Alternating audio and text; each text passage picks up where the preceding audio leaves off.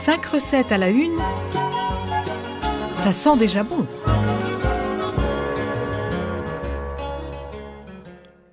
Bonjour, on se retrouve aujourd'hui pour une recette de chef. À base de tacos, je vous propose de cuisiner donc un ceviche de tacos au lait ribot et radis rose. Un petit rappel sur ce poisson donc méconnu et mal aimé, qui est souvent confondu avec le merlan, le chinchard ou l'aigle fin. De son nom savant Trisopterus luscus, donc le taco a une croissance très rapide et vit généralement pendant 4 ans environ quand il n'est pas dévoré par les congres qui est son principal ennemi et prédateur.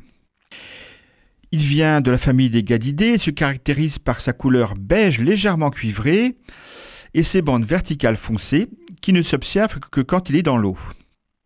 On le pêche jusqu'à 300 mètres de profondeur en Atlantique Nord-Est, donc du sud de la Norvège au Maroc et en Méditerranée occidentale. C'est un poisson donc fragile dont la chair est fine.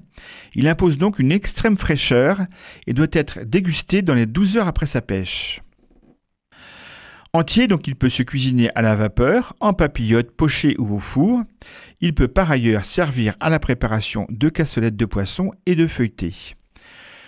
Je vous propose ici une recette à partir d'un poisson entier tout frais sorti de l'eau qu'on va cuisiner donc en ceviche, donc à cru, avec une marinade de lait ribot, citron et huile d'homard, une petite échalote et des radis roses et quelques fleurs de tagette. Une très bonne idée de recette créative pour toute saison. Alors les ingrédients et la recette pour 6 personnes. Il vous faut donc 1 kg de filet taco, si possible désarrêté, une botte de radis, un demi-litre de lait ribot, un citron, 2 cuillères à soupe d'huile de homard, 2 échalotes et quelques fleurs de tagette.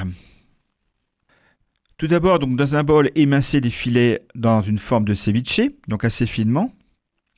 Lavez et taillez les radis en rondelles. Épluchez et émincez finement donc les échalotes.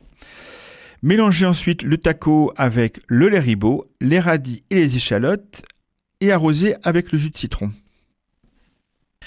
Dans des assiettes creuses, ensuite, vous n'avez plus qu'à déposer donc ce ceviche mariné.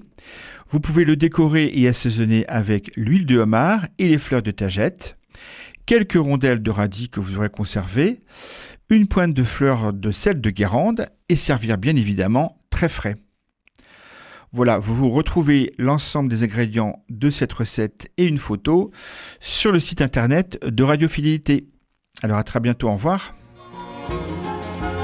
C'était 5 recettes à la une, à réécouter sur radiofidélité.com.